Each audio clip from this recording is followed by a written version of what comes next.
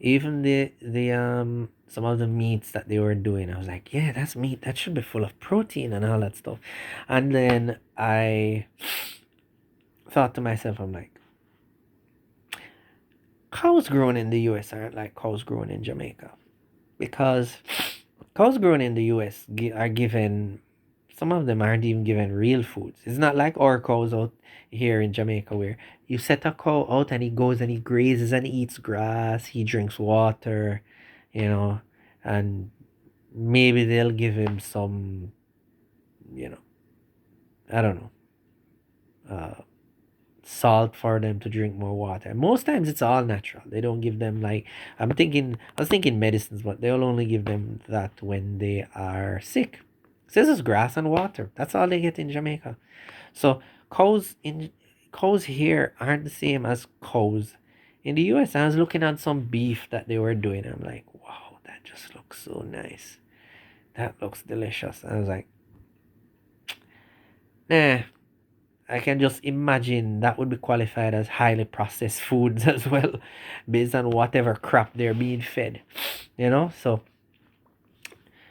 I just thought to myself, yeah, we just have to discipline ourselves. Eat healthy and don't worry about what, people say. So, yeah, my fitness journey tomorrow is, I think tomorrow's biceps. Finally got this shoulder workout out the way.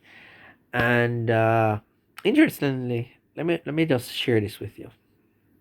Uh So I know my testosterone levels aren't low, but I know they aren't high. So I know they're somewhere in the middle there.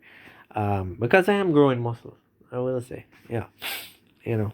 And the reason why I know my levels aren't low is I'm growing muscle, even though I'm not taking any protein powder right now. It's just those eggs and um I will say sometimes, like say like no, after I work out and I want to have something to eat, I'll just take up maybe like some beans and look on the protein content. So like the other day, I finished all the baked beans that were in the house because I went and did my research and found those baked beans. Forgot what type of beans they were. They called not white beans. I don't remember, but there are quite a few types of beans I have here. And it was like I had the baked beans. I was like, oh, this one is pretty good. It's not a huge. It's not like up there, but reasonable amount. So I was getting those baked beans, and because I always have this thing where I get my baked beans, I season them up, and then I put peppers in there. I was like, baked beans good. So it was sort of reminiscent of when I was living in England, and I was like, okay, let's have some beans on toast. So it's like, beans on toast, everybody. you know. So I did some lightly toasted bread. I didn't make it very crispy. Just lightly toasted bread, and I did my beans, and it tasted good. And I did that to bring up my protein consumption for the day. And I have a lot of stuff in my notes that tells me like notes I've done, research I've done on protein and all different things. So my health is very important. So I I was like putting all of that in my notes to say, okay, white beans are this amount per gram. This one is that amount per gram, and I found red peas had a good amount per gram, which is why I tend not to reject rice and peas. That's a huge staple in Jamaica. Rice and peas. When I see a dish and it's rice and peas, I'm going for it. It might be something I eat every day, but I'm going for it because rice with peas, with red peas, is a good source of proteins, right? So you know, I even picked a particular dish the other day because it had rice and peas as the main thing, not a side order. You know, so you know, I'm always keeping track of these things to ensure I consume protein. And as I said, it's not a huge amount, but when I see muscle growth and I know the the protein consumption is not so great, I know my test levels are, you know, somewhere there. It's not like down here, it's not like low, but it's in the middle of the range, not high, you know. So um I thought, you know, how can I bring those levels up? So I'm like, okay, sleeping, I'm all for that. Sometimes I'll tell you something. There are some days when I I wake up and I could wake up. When I wake up, I'm like, oh, I could get 2 more hours of sleep here. And I go and get the 2 hours of sleep. Yeah. Even weekends, like weekends, I kill it on weekends. Like, I mean, mind you, I do wake up later than I should because I'm up late working.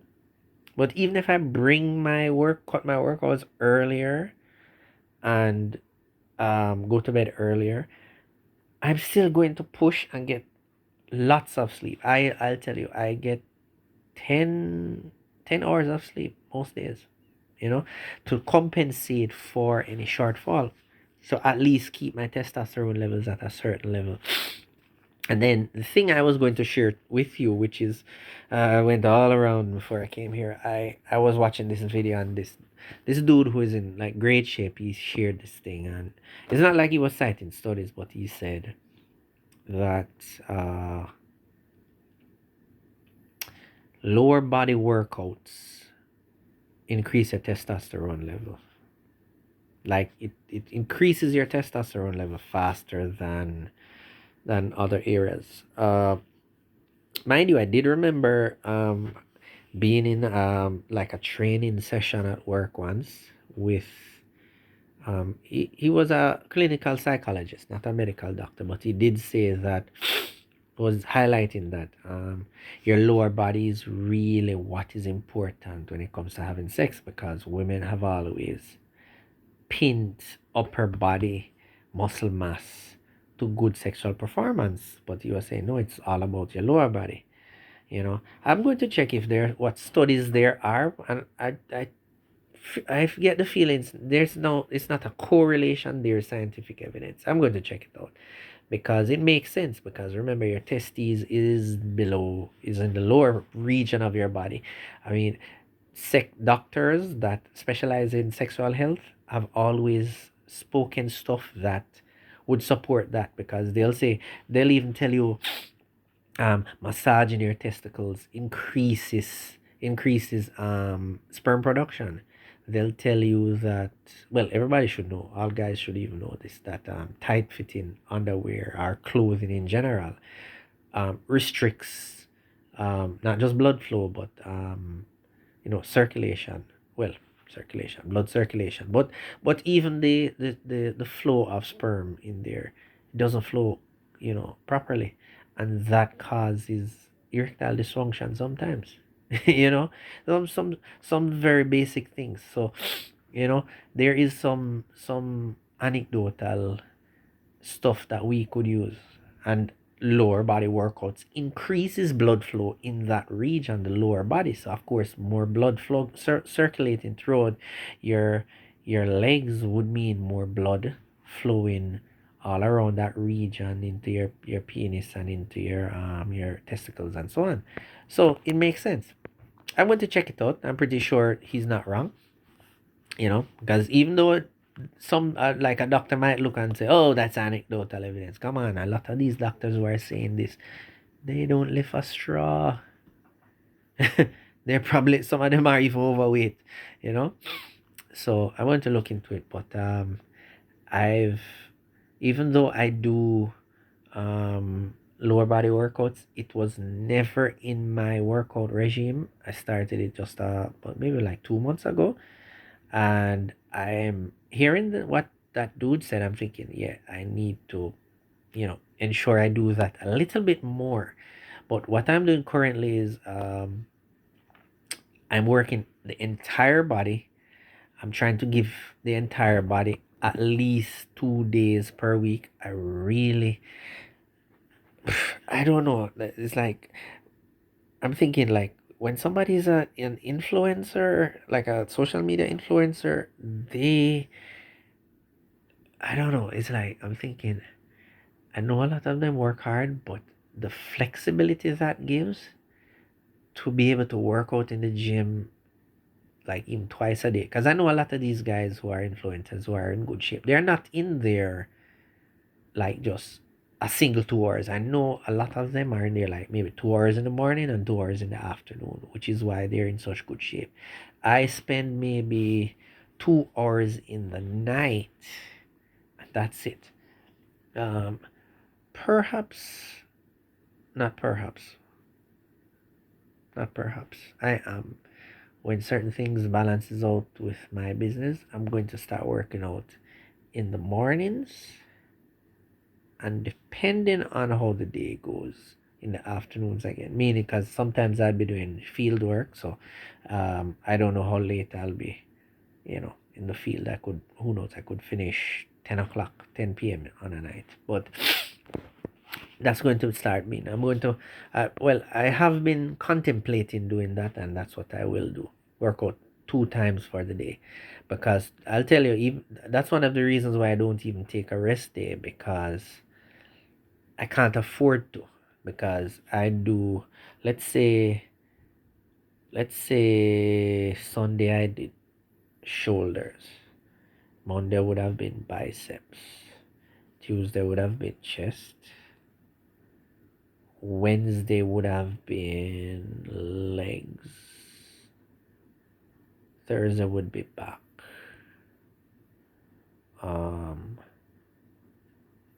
Friday would be shoulders again. Saturday would be biceps again. The week has ended, and I wouldn't have gotten to touch the rest of the body. You see? I think that's kind of what's messing me up. I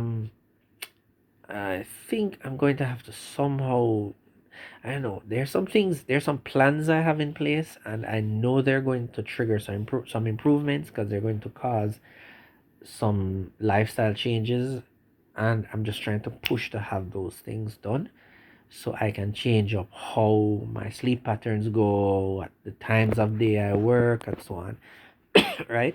And that way I can do twice, every body part twice per day, per week, per day. Yeah, because I'd love to.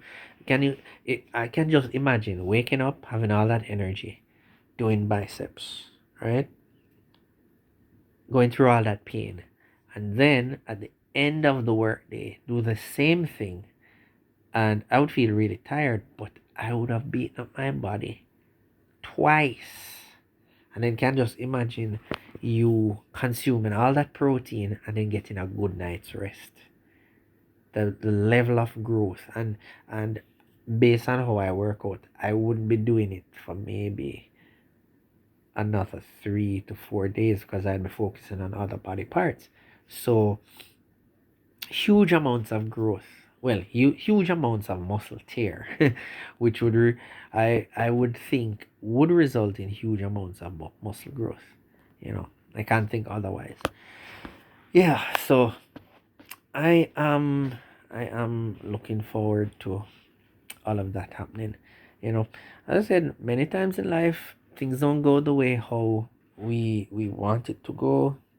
There are things we never did, but it's not too late. I mean, the thing is, one of the things that it's kind of disappointing to me at this moment is I've not had the level of success that I would like to have, and there is a level of success I know I can have achieved right now in the short term that will spur me into a longer term of success. But even the short term one, I could reference, because the thing is, how successful you are many times dictates how well you influence people. So, of course, somebody who is not in good shape can't convince people to work out. Somebody who's in excellent shape can. This isn't about working out, no. But I'm just saying, if I should tell someone, like for instance, I'm telling people right now, start your own business. I'm not currently, I haven't fallen into what I will be, because I know I will be a successful businessman, but I have not achieved it as yet. So when I say to people, you need to run your own business, you need to start your own business, they're like, yeah, yeah, we know, or not everybody was meant to be that, blah blah blah. And the thing is, I know these things take time. So I'm saying it now because in the next 3 years, when the success of my business is showing, people are going to start getting convinced. Then they're going to start having that mindset change. And I know that even when it comes to starting your own business, it takes a little time from when you get that mindset change to when you actually start. Because, well, if you have sense, you're going to do your due diligence and research and whatever, right? So it takes a little time. Can take a year, can take 2 years sometimes for somebody to do that if they're planning on doing it full time. So, and even if it's part time, the mindset change, in fact, even the mindset change, for some people doesn't happen immediately. So let's say 3 years from now, I'm going to be successful. Let's say it takes 6 months for somebody to have a mindset change, because I've been saying all of this. Now they're convinced because see, he's achieving some success. What he is saying makes sense. Why? Because I have some level of success, and then it takes them 6 months. So they have wasted 3 years and 6 months. Then when they actually start, 4 years have passed. Then when they actually um start working on it, then it takes them maybe another 3 years or another 5 years. That's 7 years of their life, right? So, you know, um, I haven't even thought of it this way before, but it's like subconsciously in my mind. So it's almost like I'm, I'm on a journey, and I'm like, come on, everybody, walk with me. And they're like, no, we don't want to walk with you. Why should we? And I'm like, but I'm going to success. And they're like, no, we're okay being around here. I'm like, yeah, but I see success. I'm going to success. Come with me. And they're like, no, you go ahead. And when you reach it, you call us, or you call us over. I'm like, okay. You know, they're skeptical, I guess. But as I said, successful people are influential. That's just the thing. That's why when you have a pastor that's driving a beat down vehicle and he tells people, oh, the Lord is blessing you, he will bless you and provide for you and blah blah blah, people are like, yeah, but yeah, he's not providing for you, or that's what they're saying. And then when a pastor drives in with a Mercedes, like, ooh, pastor's providing for him, look at what he's driving, that sort of thing. So it's tricky. um the thing is, I've have this mindset of not gatekeeping. I think whatever I've learned, I need to pass it on to people, because I want them to achieve success as well. So it's just that I haven't achieved it as yet. So, you know, maybe they're even thinking, what's up with him? Why does he want us to be successful? He hasn't even been successful himself. But I keep saying as yet, right? So, yep, we all started talking about lifting weights and all of that, and you know, poking my biceps here. um, but if well, I guess not many people watch the content, or as much of the content I watch as their thing. But there has been for many years people saying that there's a huge correlation between success and being physically fit. There's just something it does to you. And I guess social media has just highlighted it, because I'm pretty sure it has always existed. Many men have not necessarily taken it as serious, but I guess many people have opened their eyes and seen now that being physically fit is hugely important. And now there are studies actually showing that even muscle itself is, as I tell people, it's basically the organ of longevity. You know, if you want to live long and healthy, grow muscle.